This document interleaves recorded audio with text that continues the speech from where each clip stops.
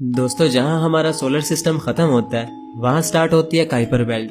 और Kuiper belt के अंदर अगर कोई ऑब्जेक्ट सबसे बड़ी है तो वो है प्लूटो।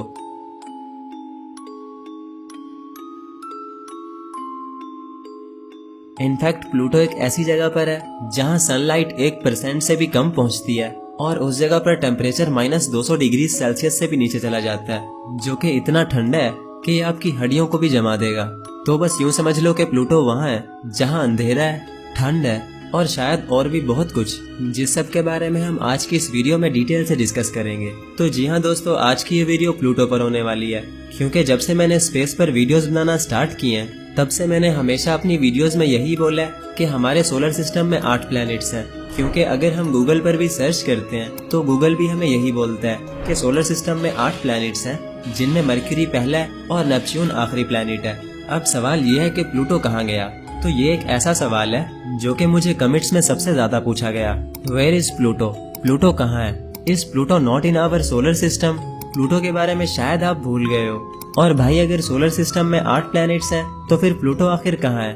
तो यार, आप लोगों के लिए मैं इतना ही बोलूंगा कि टेंशन मत लो, क्योंकि आज की इस वीडियो में आपको इन सभी सवालों के जवाब मिलने वाले हैं। वैसे तो मुझे डेली बहुत से कमेंट्स आते रहते हैं, लेकिन जिस टॉपिक के ऊपर मुझे सबसे ज्यादा कमेंट्स आए हैं वो प्लूटो ही है। शायद लोग ये जानना चाहते हैं कि प्लूटो के साथ आखिर क्या हुआ और आखिर क्यों अब उसे एक प्लेनेट नहीं माना जाता। लोगों के मन में प्लूटो को लेकर बहुत सारे सवाल हैं, और अगर हमें इन सभी सवालों का जवाब जानना है तो उसके लिए हमें प्लूटो की कहानी को भी शुरू से शुरू करना पड़ेगा। यानी हमें वक्त में पीछे जाना पड़ेगा और प्लूटो की डिस्कवरी से लेकर उसके डाउनग्रेड होने तक की कंप्लीट कहानी को डिटेल से डिस्कस करना पड़ेगा। तो हमेशा की तरह ये वीडियो भी काफी इंटरेस्टिंग होगा, इसीलिए इसको एंड तक देखते रहना। मैं हूँ अब्दुल हन्नान और आप देख रहे हैं आपका अपना चैनल इन्फो फैमिली। तो दोस्तों, अगर बात करें प्लूटो की, तो प्लूटो को पूरे 76 सालों तक एक प्लैनेट ही समझा जाता रहा। यानी 1930 में जब प्लूटो को पहली बार देखा गया तो इसे 9th प्लैनेट डिक्लेयर कर दिया गया, और फिर 1930 से लेकर 2006 तक यानी पूरे 76 सालों तक इसे एक प्लैनेट ही समझा गया। तो अगर आप 2006 से पहले के स्कूल किड हो तो आपने अपनी स्कूल बुक्स में डेफिनेटली यही पढ़ा होगा कि सोलर सिस्टम में 9 प्लैनेट्स हैं और प्लूटो आखिरी प्लैनेट है। वेल, प्लूटो काफी लंबे टाइम तक प्लैनेट्स की लिस्ट में था, तो लोगों के लिए शायद ये बात हजम करना मुश्किल है कि प्लूटो अब एक प्लैनेट नहीं है। दोस्तों, 2006 में प्लूटो को प्लैनेट्स की लिस्ट से हटा दिया गया और उसे एक ड्वार्फ प्लैनेट डिक्लेयर कर दिया गया। यानी यूँ समझ लो कि प्लूटो अब एक प्लैनेट नहीं है बल्कि एक एस्ट्रॉइड है। अगर आप गूगल पर लिखो कि प्लूटो का नेम अब क्या है तो गूगल बोलेगा एस्ट्रॉइड नंबर 134340।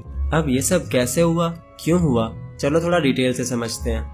दोस्तों, ये कहानी शुरू हुई थी 1905 में, क्योंकि 1905 में एक साइंटिस्ट थे जिनका नाम था पर्सिवल लोवेल। उन्हें ये लगता था कि नेपच्यून आखिरी प्लेनेट नहीं है बल्कि इसके पीछे एक प्लेनेट और भी है जो कि हमारी नजरों से अब तक छुपा हुआ है। क्योंकि जब उन्होंने यूरेनस और नेपच्यून के ऑर्बिट्स को अच्छे से स्टडी किया तो उन्हें ये फील हुआ कि कोई चीज इन दोनों प्लैनेट्स के ऑर्बिट को डिस्टर्ब कर रही है, और वो चीज और कुछ नहीं बल्कि एक बहुत बड़ा प्लैनेट है जिसे वो नाम देते हैं प्लैनेट एक्स। खैर, वो चाहते थे कि वो प्लैनेट एक्स को डिस्कवर करें, बट अनफॉर्चुनेटली उनकी डेथ हो जाती है और उनकी ये डिस्कवरी अधूरी रह जाती है।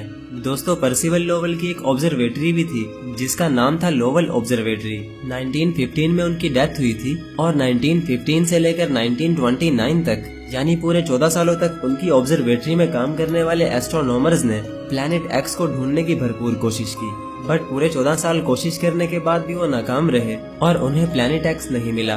खैर, 14 साल ऐसे ही गुजर गए और फिर 1929 में एक नए एस्ट्रोनॉमर ने उनकी ऑब्जर्वेटरी को ज्वाइन किया जिनका नाम था क्लाइड टॉम्बाउ। दोस्तों, क्लाइड टॉम्बाउ एक यंग एस्ट्रोनॉमर थे और उन्होंने सिर्फ 1 साल में ही वो काम कर दिखाया जो पिछले 14 सालों में कोई ना कर सका, और वो काम था प्लैनेट एक्स को ढूंढ निकालना। जी हाँ दोस्तों, क्लाइड टॉम्बाउ ने प्लैनेट एक्स को ढूंढ निकाला। वो पूरे 1 साल तक टेलीस्कोप से आसमान के सितारों को देखते रहे और ये कोशिश करते रहे कि उन्हें कोई ऐसा सितारा नजर आ जाए जो कि मूव कर रहा हो, क्योंकि अगर कोई सितारा मूव करता है तो इसका मतलब वो सितारा नहीं है बल्कि एक प्लैनेट है। बिकॉज स्टार अपनी जगह पर फिक्स रहते हैं बट प्लैनेट नहीं रहते। तो क्लाइड टॉम्बाउ ने पूरे 1 साल तक स्टार्स को अच्छे से ऑब्जर्व किया और जनवरी 1930 में आखिरकार उन्होंने एक ऐसा सितारा ढूंढ निकाला जो कि अपनी जगह से हिल रहा था। पहले तो उन्हें ये लगा कि शायद ये कोई मिस्टेक हो सकती है, लेकिन जब उन्होंने लगातार कई दिनों तक उस स्टार की इमेजेस ली तो उन्हें ये कंफर्म हो गया कि वो कोई स्टार नहीं बल्कि एक प्लैनेट है, क्योंकि वो अपनी जगह पर फिक्स नहीं था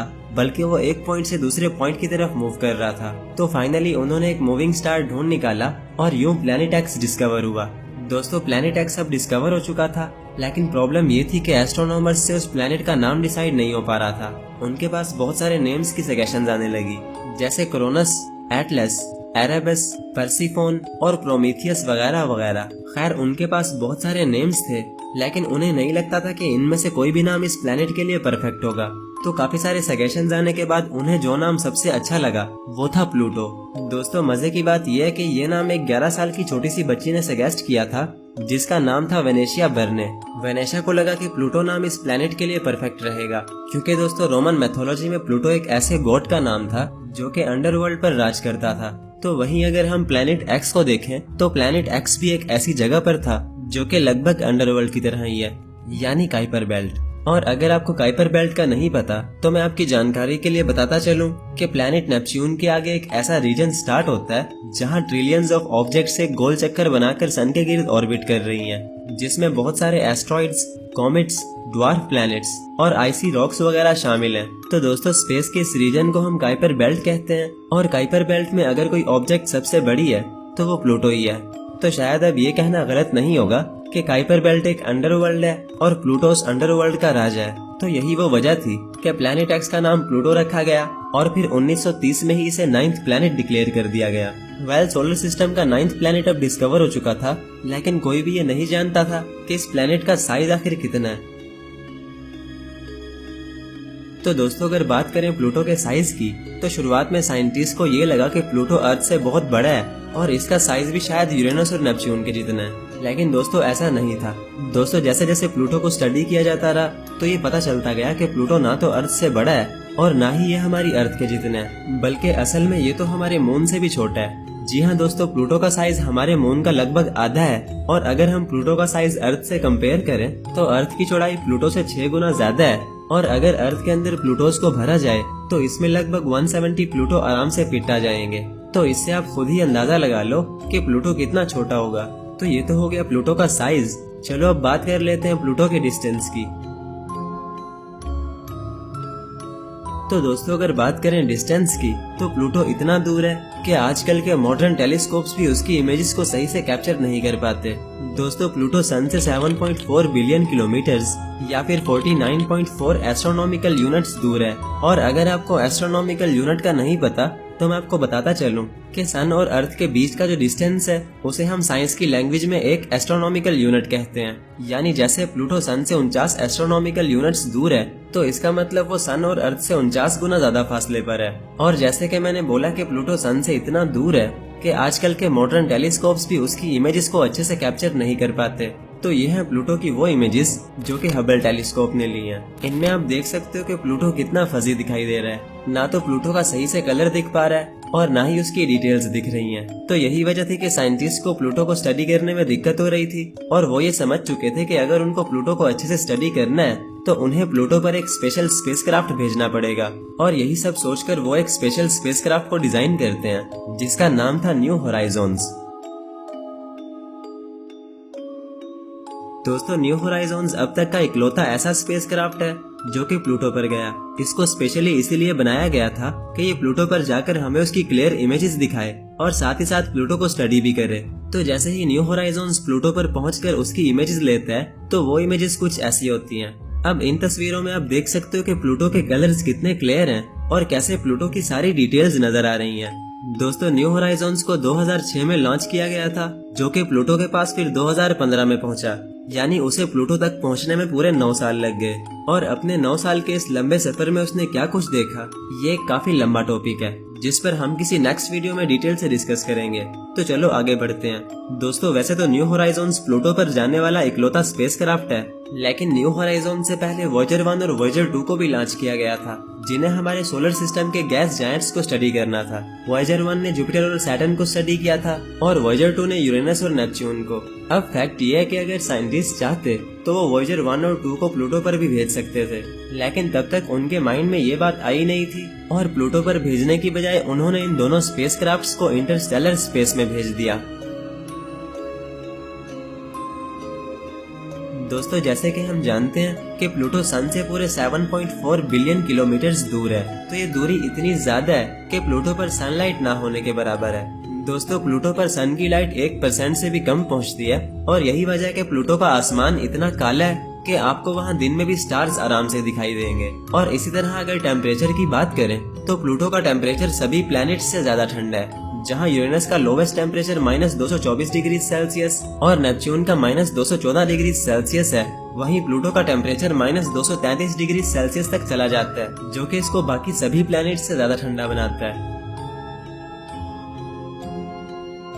दोस्तों आपको ये जानकर हैरानी होगी कि हमारे सोलर सिस्टम में जितने भी प्लैनेट्स हैं तो उनका ऑर्बिट राउंड नहीं बल्कि एलिप्टिकल है, यानी सभी प्लैनेट्स एक सर्कल में ऑर्बिट नहीं करते बल्कि एक एग शेप पाथ में ऑर्बिट करते हैं, जिसे हम एलिप्टिकल ऑर्बिट कहते हैं। तो सभी प्लैनेट्स का ऑर्बिट थोड़ा थोड़ा एलिप्टिकल है, लेकिन वही अगर हम प्लूटो को देखें तो प्लूटो का ऑर्बिट थोड़ा नहीं बल्कि एक्सट्रीमली एलिप्टिकल है। इनफैक्ट ये इतना ज्यादा एलिप्टिकल है कि कभी कभी प्लूटो अपने ऑर्बिट में नेपच्यून से आगे आ जाता है और 8th प्लैनेट बन जाता है। और ये कैसे होता है, चलो मैं समझा देता हूँ। दोस्तों जब प्लूटो अपने ऑर्बिट में सन के सबसे दूर वाले पॉइंट पर होता है तो इसका डिस्टेंस 7.4 बिलियन किलोमीटर होता है, जिसे हम एफिलियन कहते हैं। और ऐसे ही जब प्लूटो सन के सबसे क्लोज वाले पॉइंट पर आ जाता है तो इसका डिस्टेंस 4.4 बिलियन किलोमीटर रह जाता है, जिसे हम पेरिहीलियन कहते हैं। और इसी पॉइंट पर आकर प्लूटो नेपच्यून से आगे आ जाता है, क्योंकि दोस्तों नेपच्यून का डिस्टेंस 4.5 बिलियन किलोमीटर है, बट प्लूटो इस पॉइंट पर 4.4 बिलियन किलोमीटर दूर होता है। और ऐसा एक बार हो भी चुका है। दोस्तों फरवरी 1979 से लेकर फरवरी 1999 तक, यानी पूरे 20 सालों तक प्लूटो नेपच्यून से आगे था और सोलर सिस्टम का 8वां प्लैनेट था, जो कि काफी इंटरेस्टिंग बात है। ऐसे ही दोस्तों अगर रोटेशन की बात करें तो प्लूटो भी वीनस और यूरेनस की तरह क्लॉकवाइज रोटेट करता है। जहां सभी प्लैनेट्स एंटी क्लॉकवाइज घूमते हैं, वहीं ये तीनों क्लॉकवाइज घूमते हैं। दोस्तों वैसे तो प्लूटो साइज में मरक्यूरी और वीनस दोनों से ही बहुत छोटा है, लेकिन मरक्यूरी और वीनस दोनों के पास एक चीज ऐसी नहीं है जो प्लूटो के पास है, और वो चीज है मून। जी हाँ दोस्तों, जहाँ मरक्यूरी और वीनस के पास अपना एक भी चांद नहीं है, वहीं प्लूटो के पास पूरे 5 चांद हैं, जो है निक्स, स्टिक्स, हाइड्रा, कैरबरस और सबसे स्पेशल कैरोन।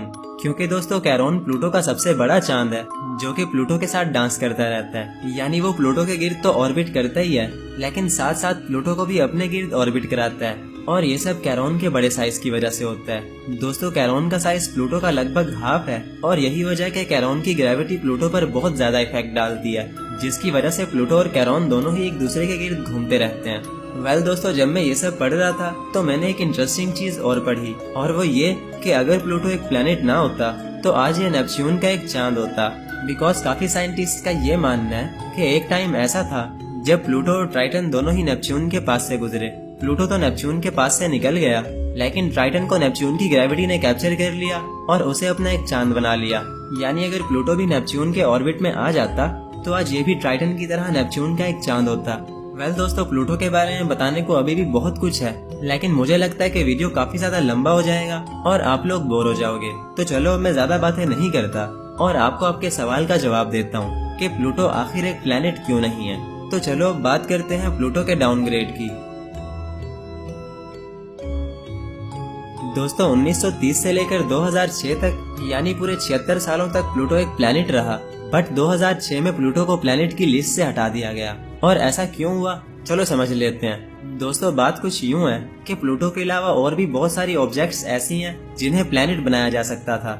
जैसे सीरिस नाम के इस ड्वार्फ प्लेनेट को ही देख लो। ये ड्वार्फ प्लेनेट मार्स और जुपिटर के बीच यानी एस्ट्रॉइड बेल्ट में मौजूद है, तो ये भी तो एक प्लेनेट बन सकता था ना। इसके अलावा दोस्तों काइपर बेल्ट में भी बहुत सारे ऑब्जेक्ट्स और ड्वार्फ प्लैनेट्स ऐसे हैं जो कि सन के गिर्द ऑर्बिट कर रहे हैं, जैसे एरिस, हाउमिया और माके वगैरह वगैरह। तो अब अगर इन सभी ऑब्जेक्ट्स को प्लैनेट्स बना दिया जाता तो सोलर सिस्टम में इतने ज्यादा प्लैनेट्स हो जाते जिनका शायद नाम याद करना भी मुश्किल हो जाता। तो यही सब सोचकर 2006 में IAU यानी इंटरनेशनल एस्ट्रोनॉमिकल यूनियन के एस्ट्रोनॉमर्स ने एक प्लैनेट के लिए कुछ शर्तें रख दी। उनके मुताबिक अगर कोई ऑब्जेक्ट उन सारी शर्तों को पूरा करेगा तो वही ऑब्जेक्ट एक प्लैनेट बनेगा। और वो शर्तें ये थी, प्लैनेट को एक सेलेस्टियल बॉडी होना चाहिए और सन के गिर्द ऑर्बिट करना चाहिए, जो कि प्लूटो करता ही है। प्लैनेट के पास इतना मास होना चाहिए कि वो अपने आप को ऑलमोस्ट एक राउंड शेप में ढाल सके, तो प्लूटो ये शर्त भी पूरी करता है। प्लैनेट को एक मून नहीं होना चाहिए, तो प्लूटो कोई मून तो है नहीं। चौथी और आखिरी शर्त, प्लैनेट के ऑर्बिट में उसका नेबरहुड क्लियर होना चाहिए। अब इसका क्या मतलब? पहले तो मुझे भी इसका मतलब समझ नहीं आया था, लेकिन काफी स्टडी करने के बाद मुझे समझ आ गया। दोस्तों, इसका मतलब है कि प्लैनेट के पास एटलीस्ट इतनी ग्रेविटी होनी चाहिए जिससे वो अपने ऑर्बिट को क्लीन रख सके, यानी वो अपने ऑर्बिट में आने वाली किसी भी चीज को अपनी ग्रेविटी से ही धक्का मारकर ऑर्बिट से बाहर निकाल दे, फिर चाहे वो कोई एस्ट्रॉइड हो या फिर कोई ड्वार्फ प्लैनेट। तो अनफॉर्चुनेटली प्लूटो ये शर्त पूरी ना कर सका। प्लूटो के पास इतनी ग्रेविटी नहीं है कि वो अपना ऑर्बिट क्लीन रख पाए, और यही वजह है कि प्लूटो को 2006 में ही प्लैनेट्स की लिस्ट से निकाल दिया गया और उसे एक ड्वार्फ प्लैनेट डिक्लेयर कर दिया गया, यानी ऐसा प्लैनेट जो कि इन सभी कंडीशंस में से कोई ना कोई कंडीशन मिस कर रहा हो। तो अगर आपने अपनी बुक्स में प्लूटो को एज ए 9th प्लैनेट पढ़ा था तो डेफिनेटली आपको अब थोड़ा सैड फील हो रहा होगा, क्योंकि ये छोटा प्लूटो कभी बचपन में छोटे बच्चों का फेवरेट प्लैनेट हुआ करता था। तो आई होप आपको आपके सभी सवालों का जवाब मिल गया होगा और इस वीडियो से कुछ नया सीखने को भी मिला होगा। आपको तो पता ही है कि इन वीडियोस पर कितनी स्टडी होती है और फिर इनकी कितनी ज्यादा एडिटिंग करनी पड़ती है। तो यार मेरी इस एफर्ट पर एक लाइक तो बनता ही है, तो लाइक लाजमी करना। और अगर ऐसे ही अमेजिंग वीडियोस देखना पसंद करते हो तो मेरे इस छोटे से चैनल को फॉलो और सब्सक्राइब करके रख लेना। बस तो फिर मैं मिलता हूँ किसी नेक्स्ट वीडियो में, तब तक के लिए अल्लाह हाफिज।